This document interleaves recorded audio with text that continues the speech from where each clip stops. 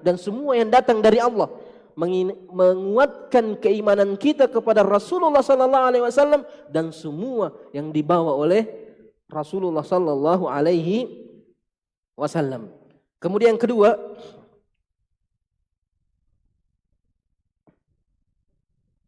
di antara keutamaan ilmu, orang yang memiliki ilmu, maka ilmu itu akan mengantar kepada al-haqq, mengantar kepada kebenaran, membimbing kita untuk mengetahui mana yang benar dan mana yang salah, mana yang hak, mana yang batil, mana yang tauhid, mana yang syirik, mana yang sunnah, mana yang bid'ah, mana yang kebaikan, mana yang keburukan, mana yang maslahah, mana yang mafsadat. Ilmu yang membimbing kita dalam menetapkan, mengetahui, mengikuti, mengamalkan kebenaran itu. Tanpa ilmu kita tidak akan tahu mana yang hak, mana yang batil. Bisa jadi yang hak menjadi yang batil menjadi yang hak. Kita tidak bisa mengetahuinya. Betapa banyak orang yang tertipu. Mendengarkan nasihat, mendengarkan ceramah, mendengarkan orang menyampaikan sesuatu, menganggap itulah kebenaran, padahal sebenarnya itu adalah kebatilan. Kenapa? Karena dia tidak punya ilmu. Dia tidak bisa menimbang, mengukur ini yang hak, ini yang batil. Makanya ulama mengatakan al-haqqu la yu'rafu birrijal walakin a'rafil haqq ta'rif ahlah. Kebenaran itu tidak bisa diketahui, tidak bisa diukur dengan orang tertentu, kelompok tertentu, majelis tertentu, jamaah tertentu. Oh, kalau si ustaz itu bilang benar semua itu. Kalau kelompok ini yang bikin bagus semua itu. Kalau si anu yang bikin itu salah itu. Bukan begitu kaidahnya. Tapi ketahui kebenaran, maka kamu tahu siapa yang berada di atas kebenaran. I'rifil haqq ta'rif ahlah. Jadi kita mengukur orang dengan kebenaran, bukan mengukur kebenaran dengan orang. Makanya kalau orang punya ilmu, dia tahu mana yang hak, mana yang batil, maka dia akan tahu siapa yang ahli hak, siapa yang batil. Siapa yang berbicara dengan kebenaran, siapa yang berbicara dengan kebatilan. Allah Subhanahu wa taala berfirman di surah Saba ayat 6, wa yaral ladzina utul ilm. Orang-orang yang diberikan ilmu senantiasa melihat, senantiasa meyakini alladzi unzila ilaika mir rabbika huwal haqq. Bahwasanya yang diturunkan kepadamu dari Rabbmu, dari Allah Subhanahu wa taala, itulah kebenaran. Allah berikan dia ilmu sehingga dia bisa mengetahui bahwa yang diucapkan Nabi adalah kebenaran. Yang disampaikan Nabi adalah kebenaran. Wahyu yang disampaikan Nabi adalah kebenaran dari Allah Subhanahu wa taala. Tanpa ilmu tidak akan tahu. Ya. Betapa banyak orang yang menyebutkan Al-Quran tapi dia pahami dengan pemahaman yang sesat. Betapa banyak orang yang menyampaikan hadis tapi dipahami hadis dengan pemahaman yang menyimpang. Jangan pernah berpikir bahwa semua orang yang mengatakan firman Allah yang menyampaikan hadis Nabi berarti orang benar, belum tentu. Karena hampir semua ahli bid'ah itu semua punya dalil. Semuanya mengatakan qala Allah. Semuanya mengatakan qala Rasulullah. Tapi yang jadi masalah pemahamannya terhadap Al-Quran, pemahamannya terhadap sunnah Rasulullah menyimpang, menyelisihi pemahaman yang dipahami oleh para sahabat Nabi Sallallahu Alaihi Wasallam. Sehingga banyak yang tertipu. Dari mana? Kenapa bisa tertipu? Karena tidak punya ilmu. Tidak punya ilmu bagaimana pemahaman Al-Quran yang benar. Tidak punya ilmu bagaimana pemahaman hadis-hadis yang benar. Bahkan tidak punya ilmu mana hadis yang sahih, mana hadis yang dhaif, mana hadis yang palsu. Menganggap bahwa semua hadis berarti dari Nabi Sallallahu Alaihi Wasallam. Itu tidak. Banyak hadis-hadis palsu. Banyak orang-orang munafik yang memalsukan hadis. Banyak orang-orang zindiq, bahkan orang-orang kafir yang memalsukan hadis. Hal tidak punya ilmunya. Kemudian semua yang dia dengar, semua yang dia dapatkan, dia sampaikan, maka dia termasuk pendusta. Kata Nabi SAW, kafa bil mar'i kadziban ayyuhadditsa bikulli ma sami'. Cukuplah seseorang itu dianggap pendusta kalau semua yang dia dengar dia sampaikan tanpa memilih mana yang hak, mana yang batil. Tanpa menyaring yang saya baca ini bagus atau tidak. Yang saya dengar ini adalah kebenaran atau tidak. Semuanya dia sampaikan, semuanya dia ungkapkan, semuanya dia amalkan. Padahal belum tentu. Amalan ini bisa jadi amalan yang menyimpang. Perbuatan ini bisa jadi perbuatan yang bukan diridhai oleh Allah Subhanahu wa Ta'ala. Dari mana kita bisa mengetahuinya? Jangan mengatakan, pokoknya kalau ustaz mi kerja itu benar mi itu. Kalau ustaz yang bilang benar mi itu. Kalau kelompok ini, kalau jamaah kita kerja benar mi itu. Itu yang jadi masalah.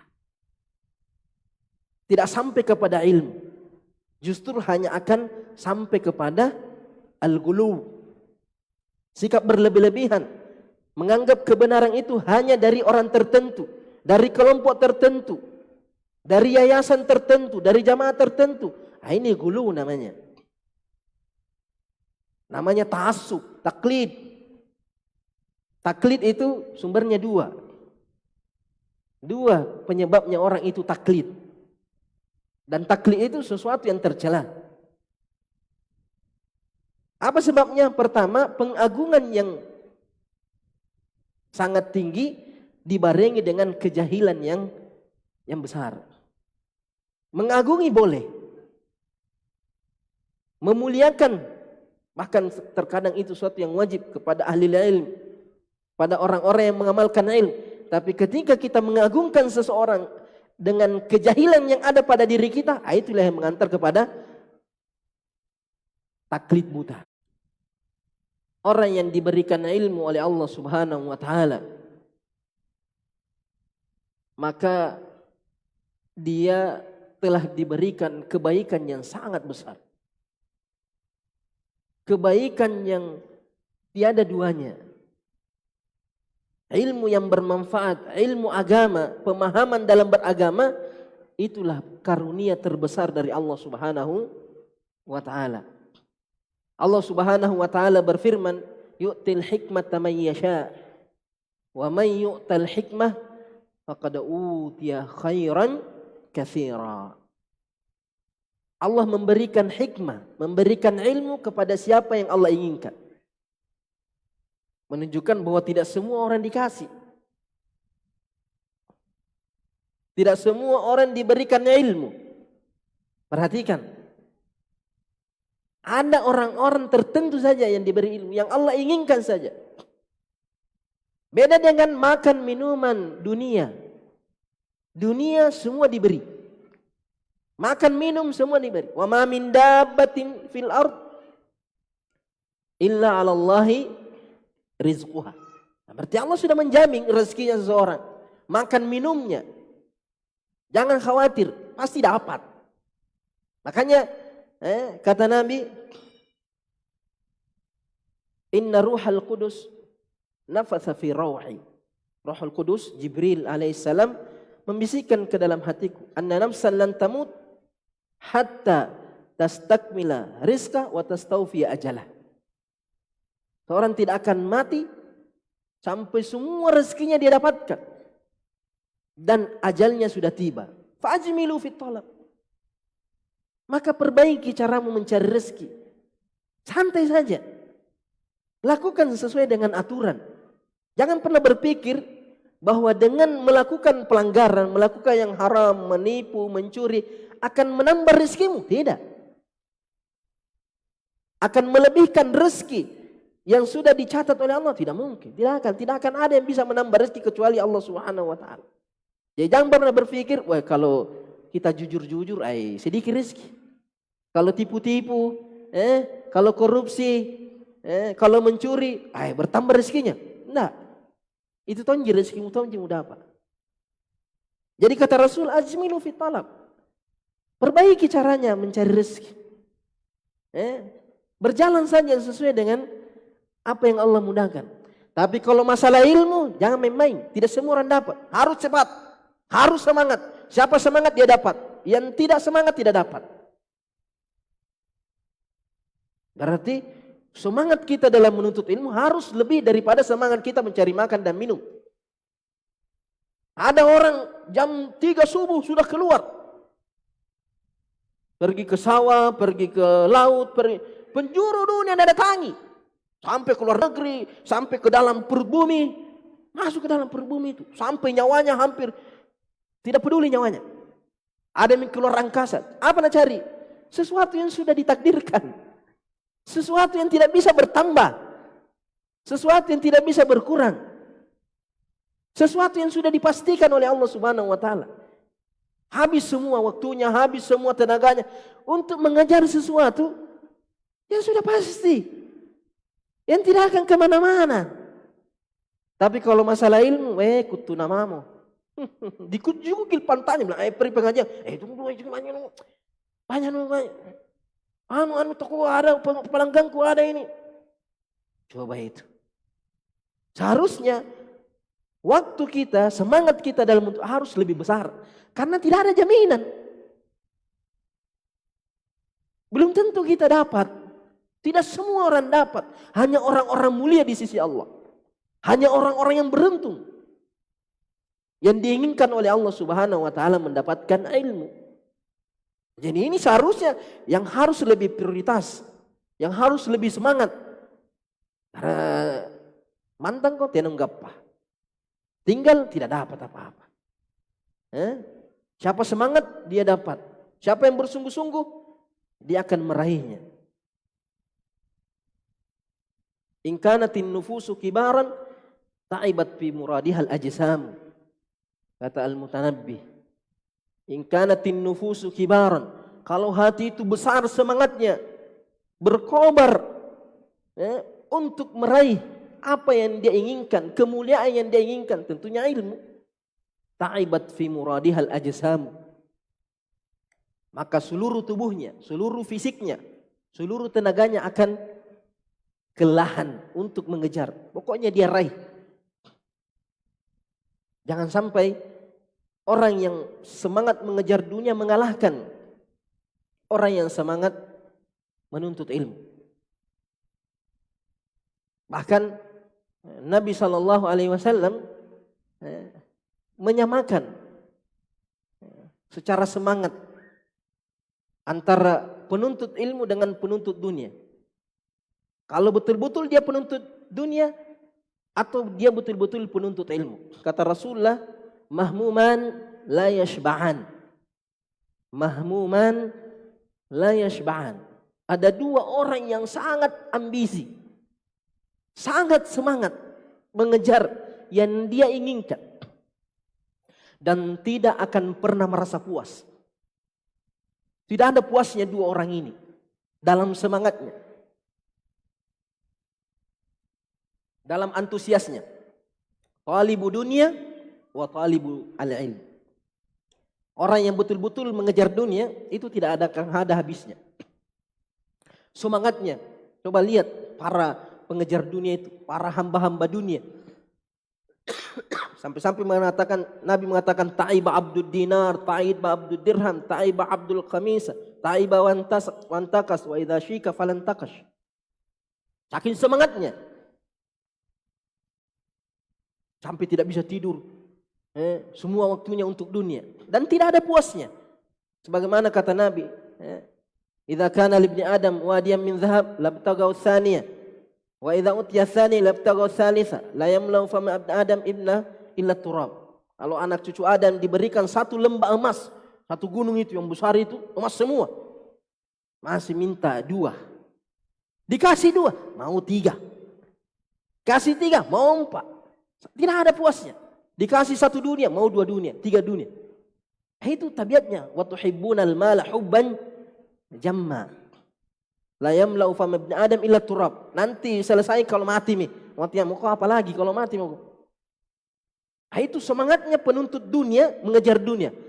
Kata Rasulullah, penuntut ilmu itu harus seperti itu juga. Tidak pernah puas. Yang mengatakan, sudah khatam kitab tauhid selesai, tidak perlu bahas masalah akidah lagi, tidak perlu bahas masalah tauhid. Sedikit-sedikit tauhid, cari ilmu yang baru. Itu terus menuntut ilmu apa itu terus? Akidah, tauhid, syirik. Tidak ada yang lain itu. Ini tanda bahwa dia bukan penuntut ilmu.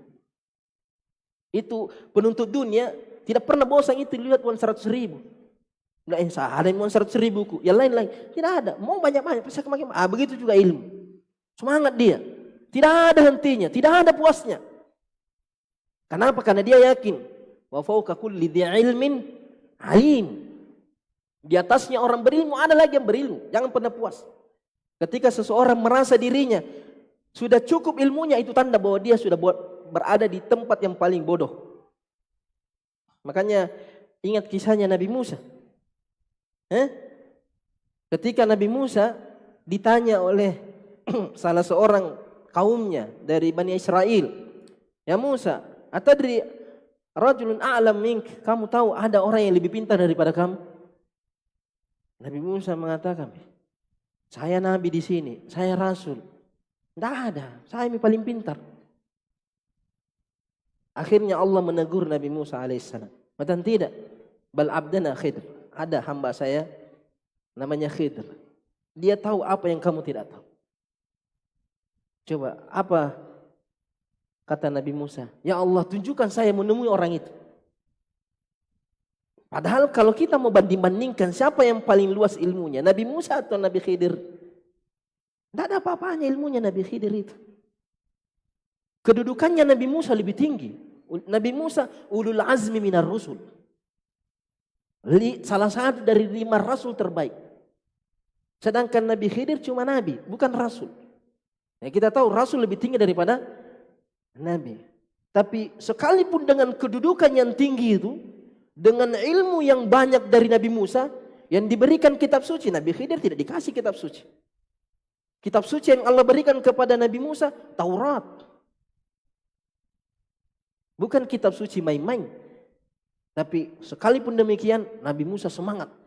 Bukan dia cari Nabi Khidir, ada di situ, di samping rumahmu. Pergi ke situ, ada di situ. Tidak bilang, kau Yusha kan itu yang menemani Nabi Musa itu Yusha, pelayannya. Pelayannya Nabi Musa, pergi panggil gitu dulu Khidir, carikan dulu, suruh ke sini. Mau katanya ilmunya. Tidak, Nabi Musa pergi, minta kepada Allah, ya Allah berikan saya, tunjukkan saya jalan menemui orang itu. Karena ilmunya. Ingin mempelajari apa yang dia tidak ketahui. Jadi kalau Nabi Musa semangatnya seperti ini, nah kita ini bukan ki nabi, bukan ki apa, kutuna belajar. Seharusnya kita lebih semangat. Jangan pernah merasa bahwa saya ikhwah senior, tidak tidak butuh lagi, ikhwah kibar. Yang junior saja, yang baru-baru lagi mengajar, kita ini sudah sepuh sudah. Tidak ada bilang sepuh. Bahkan ulama itu semakin tinggi keilmuannya, semakin merasa dia orang yang paling jahil. Karena semakin dalam ilmunya seseorang, semakin melihat betapa luasnya itu ilmu. Bahwa masih banyak yang kita tidak ketahui. Masih banyak harus kita pelajari. Tapi ketika orang merasa ikut semua, itu tandanya bahwa dia masih dalam tempurung. Nanggap bahwa dia punya berhak sudah untuk berfatwa, pokoknya mufti Facebook. Bahkan terkadang mengalahkan ucapannya para mujtahid. Sudah berani berfatwa, sudah berani menghukumi, sudah berani mencela, sudah berani membanding-bandingkan. Waliyazubillah. Semakin berilmu orang semakin tawadu.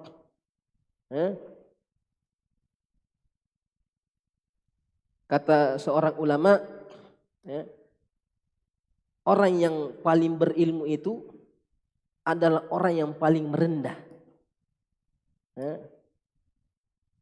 Al-alimu aktsarun nasi tawadu'an. Seorang yang berilmu adalah orang yang paling merendah. Kama anna al-makanil munfakhafid aktsarhum ma'an. Sebagaimana tempat yang paling rendah itu adalah tempat yang paling banyak airnya. Tempat yang paling banyak airnya itu biasanya tempat yang paling rendah. Sedangkan tempat yang tinggi itu biasanya tidak ada air tinggal di situ karena mengalir semua ke bawah. Jadi semakin tawaduk seseorang, semakin merendah seseorang, maka ilmu akan semakin banyak datang kepadanya. Dia tidak gengsi duduk bermajlis di depan orang yang lebih muda daripada dia. Bahkan dia tidak gengsi mendengarkan dari orang yang mungkin ilmunya lebih rendah di bawahnya, lebih banyak ilmunya, tapi dia tahu betapa banyak apa yang kita tidak ketahui yang diketahui oleh orang lain. Makanya Allah mengatakan yu'til hikmata man yasha wa man yu'tal hikmata faqad utiya khairan katsira. Kebaikannya sangat. Semua kebaikan yang ada di pikiran kita sumbernya ilmu. Tidak ada kebaikan tanpa ilmu. Makanya Muawiyah ibn Abi Sufyan meriwayatkan dari Nabi sallallahu alaihi wasallam, "Man yuridillahu bi khairan yufaqihu fiddin." Siapa yang Allah inginkan kebaikan baginya, maka Allah berikan dia pemahaman dalam beragama. Syekh bin Baz mengatakan mafhumnya, kebalikannya, orang yang tidak diberikan pemahaman agama itu tanda Allah tidak ingin kebaikan dari. Jangan kau harap ada kebaikan orang yang tidak paham agama. Biar banyak uangnya, biar tinggi jabatannya, biar semua dunia dia miliki, kalau tidak ada ilmunya, tanda bahwa dia tidak punya kebaikan. Kemudian yang kelima atau yang keempat, ilmu mengangkat derajat seseorang. Semakin tinggi keilmuan seseorang yang dibarengi dengan amal, maka semakin tinggi kedudukannya di sisi Allah Subhanahu wa taala.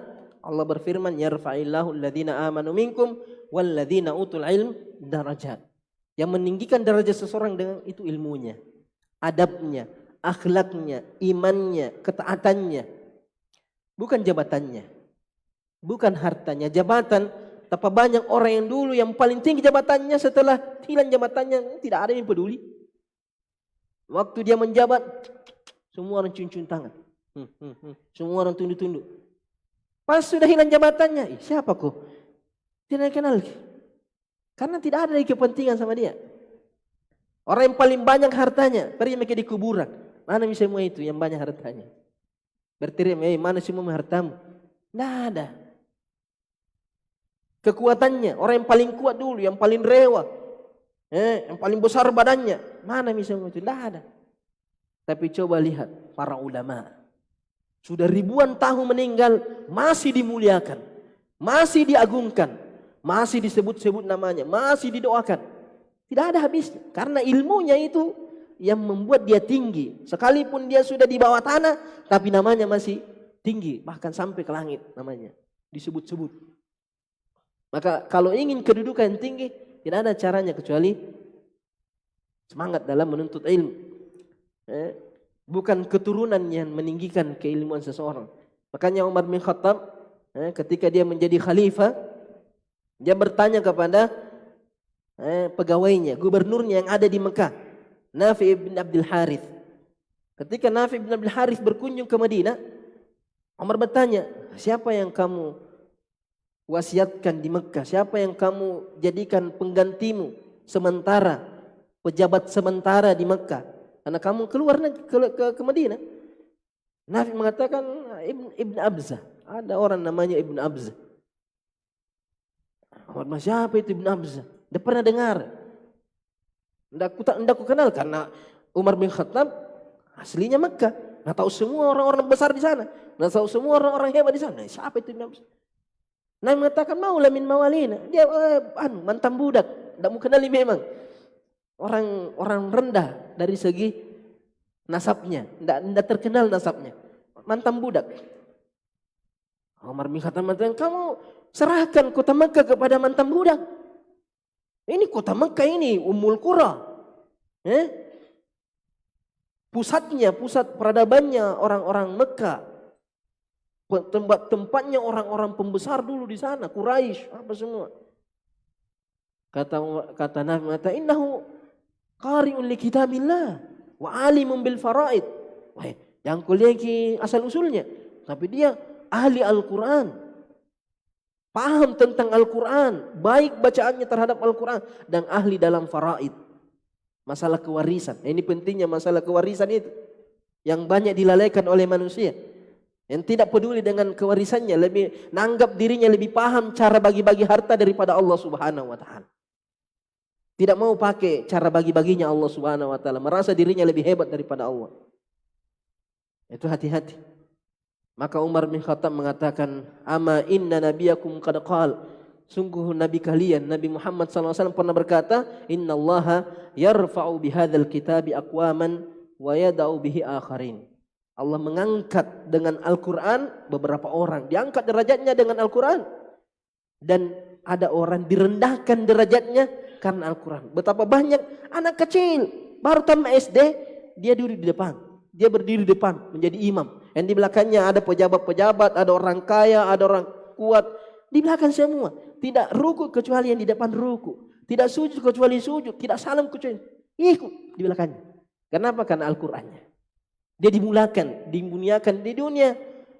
Dan tentunya nanti dimuliakan nanti di akhirat. Kemudian menuntut ilmu adalah kewajiban, wajib. Jangan main-main. Ini menuntut ilmu ini bukan ya kalau ada waktu, ya kalau ada kesempatan, kalau ada semangat, kalau rame-rame seperti ini. Tapi kalau cuma dua yang hadir, tidak ada semangat. Tidak. Semangat biar jangan nanti rame. Kalau mau rame, nanti ada kebakaran biasanya rame itu. Menuntut ilmu itu tidak lihat banyak atau sedikit orang. Siapa yang menyampaikan selama dia ahli sunnah, jangan lihat-lihat. Wah ini gambar baju punya cerita bagus ilmu. Bukan itu. Penuntut ilmu tidak peduli siapa yang menyampaikan, yang penting manhajnya bagus. Bagaimana retorikanya, yang penting nu paham, yang penting jangan bahasa Arab kau pakai mana-mana juga begini. Penting nu paham dia apa nak bilang. Sekalipun harus berkerut kening. Saking sulitnya datang. Karena yang kita kejar ilmunya. Makanya banyak orang yang tidak beres-beres menuntut ilmunya karena masih bagus tapi tidak sampai kepada penuntut ilmu yang sebenarnya, yang hakiki. Karena kita bahas hakiki sekarang. Jadi menuntut ilmu hukumnya wajib. Talabul ilm faridatun ala kulli muslimin, kata Rasulullah. Wajib bagi setiap muslim, begitu juga dengan muslimah. Ada yang fardu ain. Semua harus tahu bagaimana tata cara salat. Kata Nabi, "Sallu kama ra'aitumuni usalli." Salatlah seperti aku salat, bukan seperti nenekmu salat, seperti kakekmu salat, seperti orangnya salat. Tidak boleh. Salat yang diinginkan Allah adalah salat yang sama seperti salatnya Nabi. Kalau tidak sama salatmu Nabi, jangan aku harap ada dapat pahala. Man amila amalan laisa alai amruna fahuwa rad. Begitu juga dengan berpuasa, begitu juga dengan semua ibadah-ibadah yang sifatnya ibadah aini harus kita tahu. Membaca Al-Quran. Yang sampai biar baca Al-Quran tidak tahu, tidak benar juga bacanya. Yang penting ada semangatnya. Dan susah Ustaz belajar Al-Quran. Aku milidaku. Berusaha saja.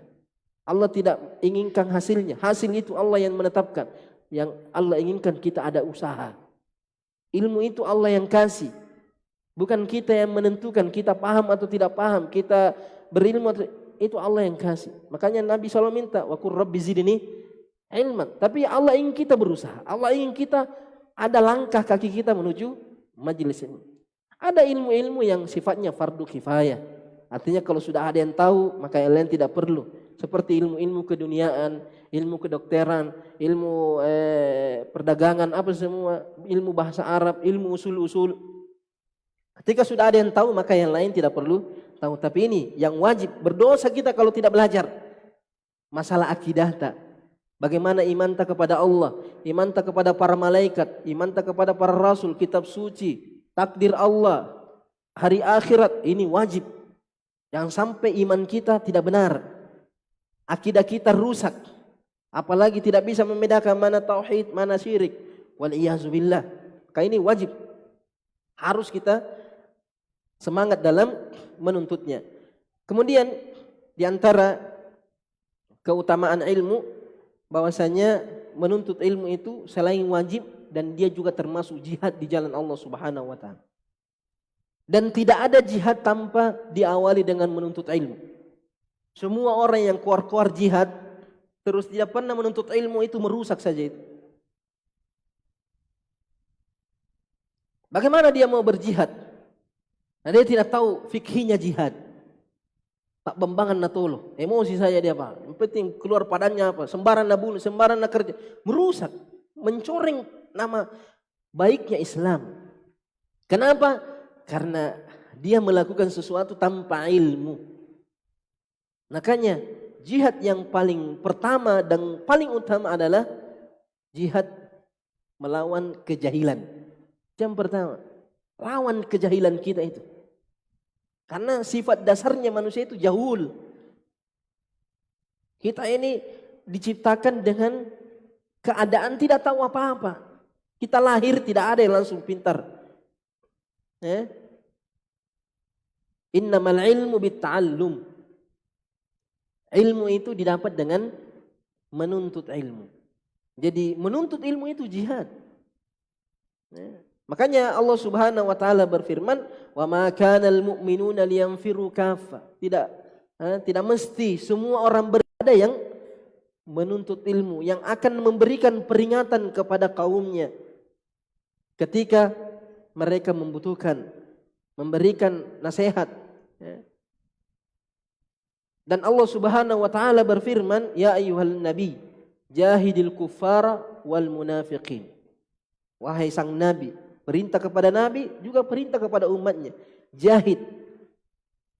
Lawanglah orang-orang kafir di masanya dengan senjata.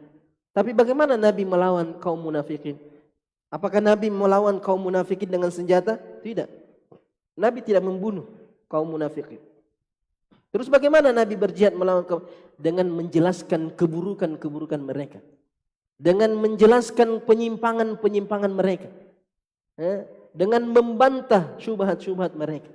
Dan inilah jihad yang lebih utama di masa sekarang. Karena kaum musyrikin tidak memerangi kita kecuali sebagian tempat dengan senjata. Tapi memerangi kita dengan berusaha merusak pemahaman tentang agama Islam. Berusaha mencoreng keutamaan-keutamaan Islam, keindahan-keindahan Islam. Baik dari luar maupun dari dalam. Muncul ar-ruwaibidah, kata Rasulullah sallallahu alaihi wasallam, ar-rajulu tafih yatakallamu fi amril ammah. Orang-orang bodoh, orang-orang rendah berbicara dalam urusan agama tanpa ilmu, sehingga merusak, sehingga membuat kekacauan. Maka tidak bisa dilawan orang seperti ini dengan senjata, tidak boleh. Apalagi yang mengaku sebagai muslim, tapi dengan cara menjelaskan penyimpangannya, meluruskan akidah yang telah mereka rusak, mengembalikan umat Islam kepada agama yang dibawa oleh Nabi Muhammad sallallahu alaihi wasallam. Kemudian terakhir, bahwasanya menuntut ilmu adalah jalan yang paling cepat, jalan yang paling utama untuk kita sampai ke surganya Allah Subhanahu wa taala. Semua yang mau surga tidak bisa sampai kecuali melalui jalan ini. Jalan menuntut ilmu. Bagaimana caranya mau masuk surga dan tidak tahu jalannya? Tidak tahu bagaimana sampai ke situ. Apa-apa saja yang mengantarkan kepada surga, apa-apa saja yang mengantarkan kepada neraka. Jangan sampai kita jalan menuju surga ternyata neraka kita dapat. Kenapa? Karena tidak tahu jalannya. Tidak bisa membedakan mana jalan yang menuju surga, mana jalan yang menuju neraka, waliyazubillah. Makanya Nabi heran, sebagaimana dalam hadisnya, ma ra'aitu mithlal jannah. Saya tidak pernah melihat seperti surga itu, kata Rasulullah. Nama talibuha. Orang yang menginginkan surga tapi kerjanya tidur-tiduran. Tidak mau berusaha. Ingin surga tapi tidur nak kerja. Tidak mau beramal. Tidak mau lari meninggalkannya. Tidak berusaha menjauhinya. Bahkan tidak sedikit yang sengaja datangi. Kenapa? Karena dia tidak tahu. Dia tidak punya ilmu. Dia tidak pernah melangkahkan kakinya di jalan menuntut ilmu. Karena Nabi mengatakan, man salaka tariqan yaltamisu fihi ilman, sahhalallahu lahu tariqan ilal jannah. Selama orang itu senantiasa berjalan di atas menuntut ilmu, di atas firman Allah, di atas hadis-hadis Nabi SAW, di atas nasihat para ulama salaf dan para sahabat tabi'in, dia akan tahu, oh ini jalan menuju surga. Oh ini sifat-sifatnya ahli surga. Ah, ini jalan menuju neraka, dia tinggalkan. Ini sifat-sifatnya ahli neraka, dia tinggalkan. Dia tahu mana orang-orang yang mengajak kepada surga, mana orang-orang yang mengajak kepada neraka. Karena kata Nabi, di akhir zaman akan ada du'atun ala abwabi jahannam. Para da'i bahasanya. Makanya para sahabat bertanya, ya Rasulullah, bagaimana itu orang itu? Siflana ya Rasulullah. Kasihkan kami sifat-sifatnya, ciri-cirinya. Saya mengatakan, hum min jildatiku. Sama seperti kamu. Yatakallamuna bi alsinatikum. Berbicara sama seperti bicaramu. Qala Allah, qala Rasulullah. Dia baca Al-Quran, baca hadis, baca fikih, sama ji. Tapi ternyata dia mengajak kepada neraka jahanam. Bagaimana caranya kita bisa membedakan? Itu menuntut ilmu. Tidak ada. Karena Nabi tidak sebutkan kelompok ini, orang ini. Tidak. Nabi cuma sebutkan sifatnya saja.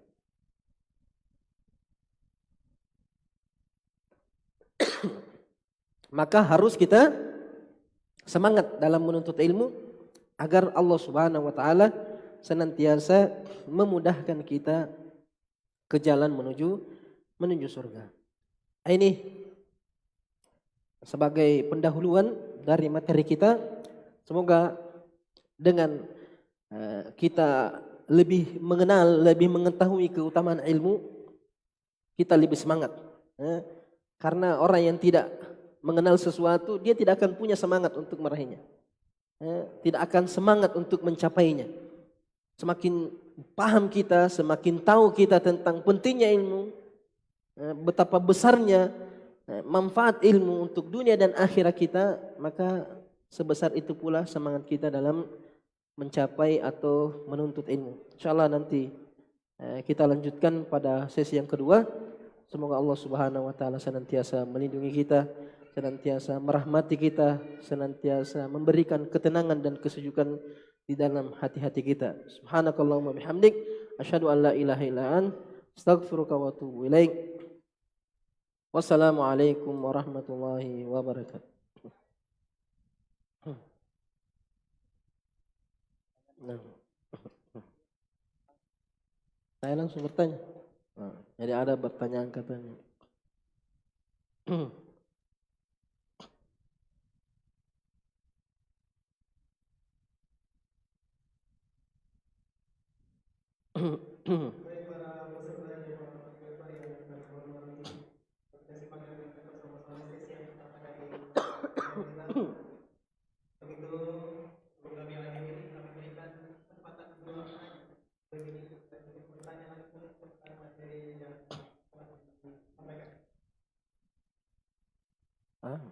Langsung.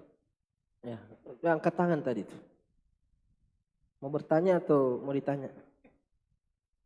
Bertanya kah? Hah? Pertanyaan dulu. Oh iya.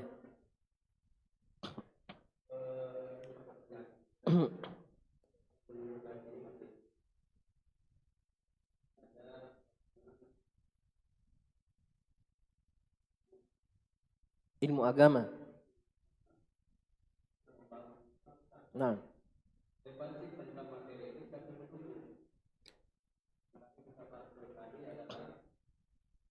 Keutamaan ilmu. Ada sesi keduanya, Pak. Ada sesi kedua. Sudah duhur. Jadi saya ingin konkret dua kata di sini membahas dengan bangsa. Ya, sesi kedua karena kalau dibahas sekarang apa lagi dibahas nanti sebentar itu. Ya. Mudah-mudahan hadir sampai sesi kedua. Sama tahu bisa jadi yang saya paparkan tidak terlalu mengena. Supaya bisa ada yang menambah. Jadi majelis ilmu seperti itu, saling menambah, saling melengkapi. Makanya Nabi sendiri di dalam majelis ilmunya terkadang mendengarkan nasihat dari para sahabatnya, masukan dari para sahabatnya. Jadi kalau Nabi yang sudah diturungi wahyu, yang sudah dijaga oleh Allah, menerima masukan dari para sahabatnya, maka kita ini lebih pantas lagi untuk saling melengkapi. Saling melengkapi apa yang kita ketahui. Karena itulah sifatnya orang beriman. Saling menguatkan, saling melengkapi satu dengan yang lainnya. Mudah-mudahan Bapak bisa hadir supaya bisa melihat. Ada? Baik, satu pertanyaan lagi. Tidak, pertanyaan.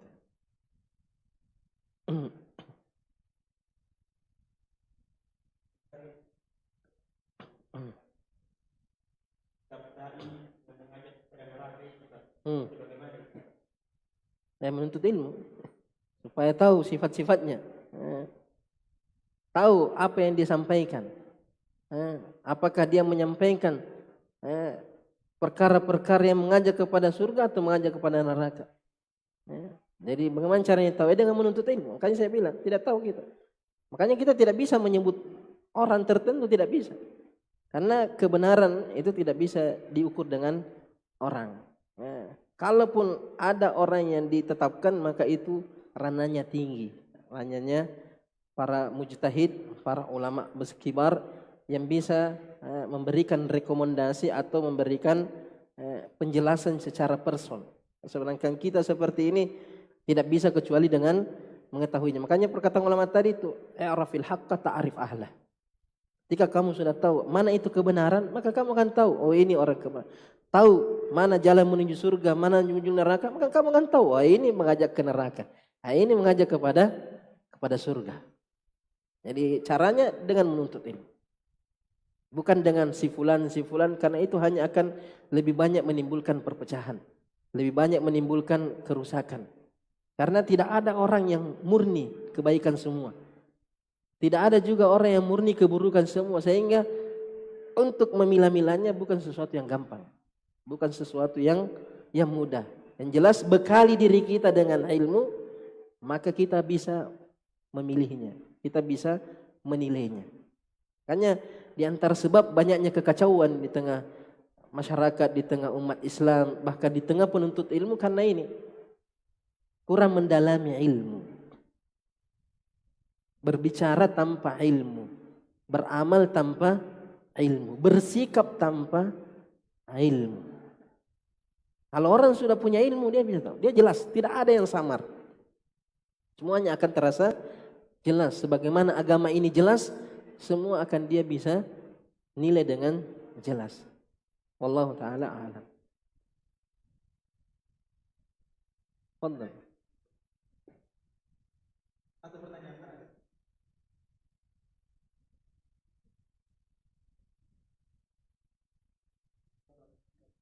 Waalaikumsalam.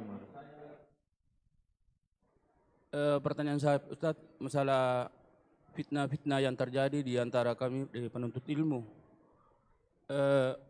Saya hanya ingin meminta nasihat kepada Ustaz tentang apa yang menimpa kami di Pindrang.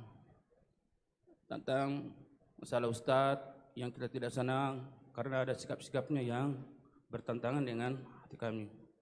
Kadang ada juga ihwa-ihwa yang sudah meninggalkan mereka karena adanya sikap-sikapnya yang tidak relevan dengan apa yang dia ucapkan, apa yang dia nasihatkan kepada kami. Jadi saya mohon nasihatilah kami semua bagaimana cara kami bisa kembali kami menuntut ilmu kembali kepada Ustaz tersebut. Terima kasih. Assalamualaikum warahmatullahi wabarakatuh. Insyaallah jawabannya ada di sesi kedua. Dan ada juga di hari Ahad itu tentang ukhuwah. Di situ semua dibahas. Tunggu saja pada waktunya. Jangan saya membahas sesuatu yang akan dibahas. Jadi makanya materi kita untuk 2 hari ini betul-betul kalau kita dalami semua materi ini, insyaallah sejahtera bangsa kita. Bukan cuma kita yang menjadi baik, semua akan menjadi baik.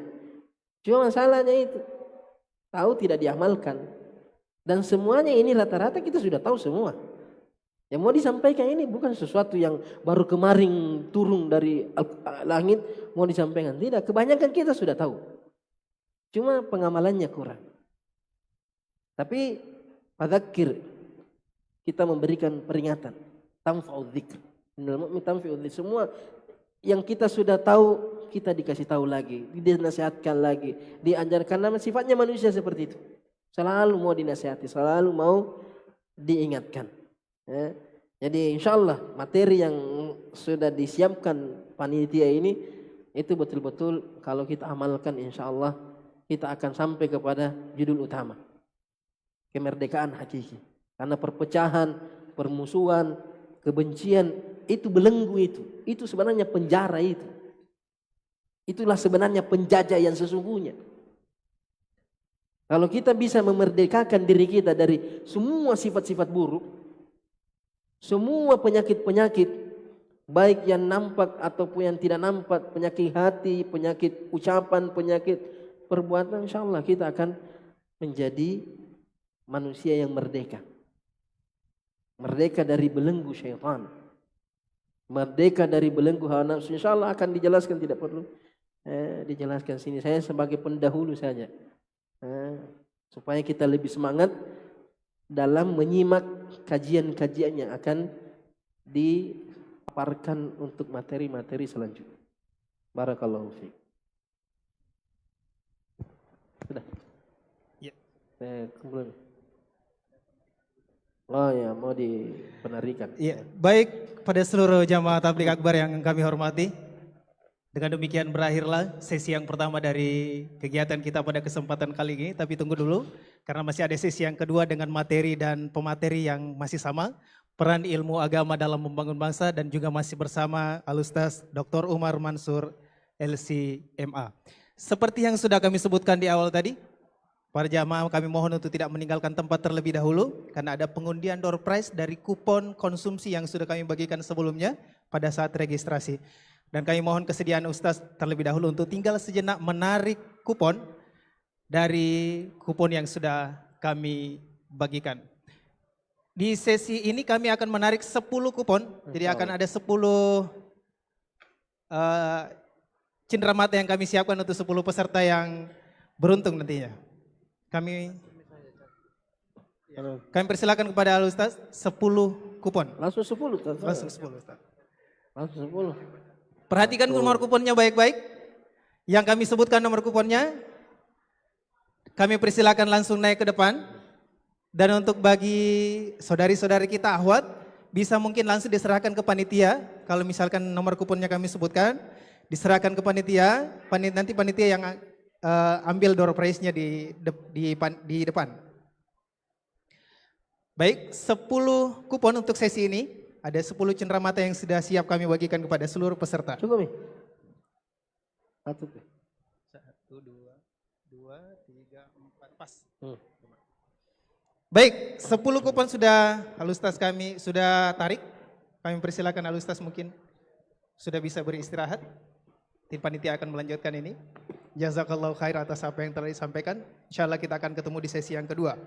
Kupon yang pertama mohon diperhatikan baik-baik supaya tidak terlalu lama. Jadi yang sama nomor kuponnya silakan langsung ke depan. Yang pertama, nomor kupon 0495. 0495. Persilakan langsung ke depan. Selanjutnya, nomor kupon 0801. 0801. Yang pertama tadi 0495.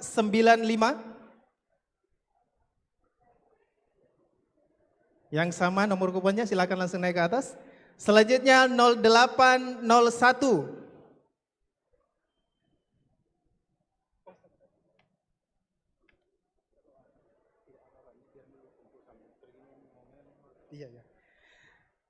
Pertama 0495, selanjutnya 0801. Selanjutnya 1064. 1064. Selanjutnya 0816. 0816. Selanjutnya 0836. 0836. 0836. Selanjutnya 0722. 0722. Belum ada? Selanjutnya 0563. 0600. 0600. 0600. Selanjutnya 0462. 0462. 0462. Ada? Kami bacakan sekali lagi. 0462. 0563. 0600. 0495. Ada? Iya, kami menunggu masih sampai sesi kedua. Yang sudah disebutkan, silakan ke panitia untuk menyamakan nomornya dan mengambil bingkisan dari panitia. Kalau misalkan baru 1 orang atau baru 2 orang, selebihnya akan kami lanjut dan kami undi kembali di sesi yang kedua. Yang jelas untuk di sesi ini ada 10 bingkisan yang panitia siapkan untuk seluruh peserta. Selanjutnya kami sampaikan kepada seluruh peserta, kami persilakan untuk menuju ke tempat distribusi untuk makan siang, untuk menukarkan kuponnya dengan konsumsi untuk di siang hari ini yang kami letakkan di samping kiri masjid hadapan dari peserta yang kami sediakan di sana untuk pendistribusian. Silakan dengan hormat persilakan dan ditukar kuponnya dengan konsumsi untuk siang hari ini. Dan juga perlu kami sampaikan kepada seluruh peserta bahwa untuk tidak menggunakan ruang masjid untuk makan siang, jadi makan siangnya kami fokuskan di area teras masjid karena untuk ruang masjid kami sterilkan untuk persiapan sholat duhur. Koordinator santri supaya melaporkan santrinya dan mengambil nasibnya. Ya. Kemudian untuk adik-adik santri, mungkin kuponnya bisa dikumpul 1 orang untuk koordinatornya, nanti koordinatornya yang ambilkan konsumsi makan siangnya. Supaya tidak terlalu lama. Jadi disatukan saja kuponnya di koordinatornya dan sekalian mengambil di bagian pendistribusian.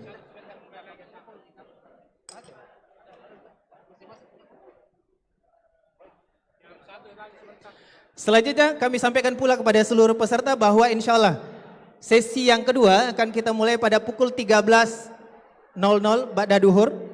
Jadi mohon kami sampaikan kepada seluruh peserta untuk tetap berada di lokasi masjid dan tidak terlalu jauh. Karena sesi yang kedua dengan materi dan pemateri yang sama akan kita mulai pada pukul 13.00. Demikian untuk sementara kami akhiri. Assalamualaikum warahmatullahi wabarakatuh.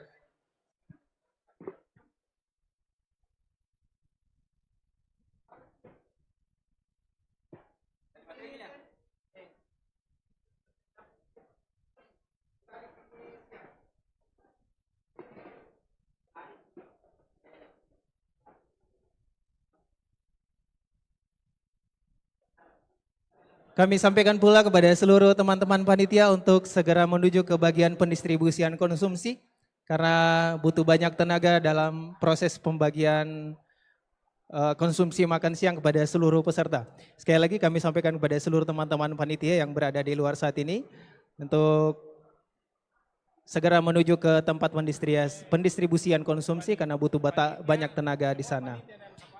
Selanjutnya kami sampaikan pula kepada panitia di seksi kebersihan untuk bersama-sama membersihkan atau mensterilkan lokasi ruang masjid untuk kami pakai di sholat duhur.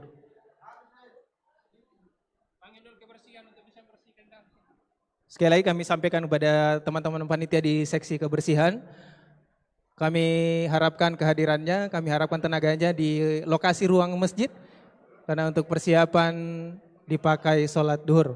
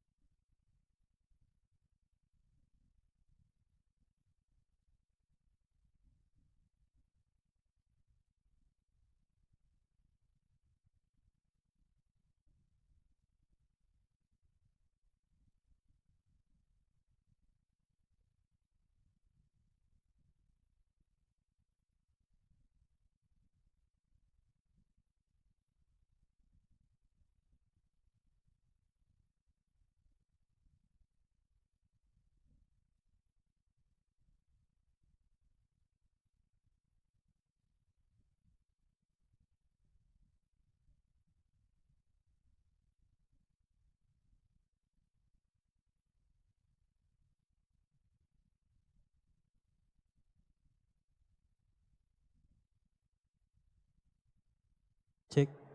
Bukan yang ini.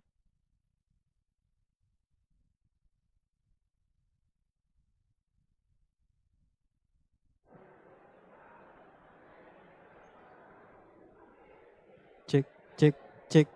Ada signal masuk nih? Cek, cek, cek, cek, cek, cek, cek, cek, cek, cek, cek, cek.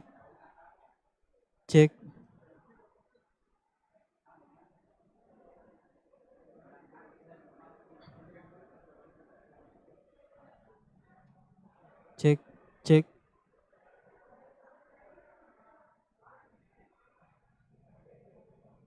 Cek, cek, cek,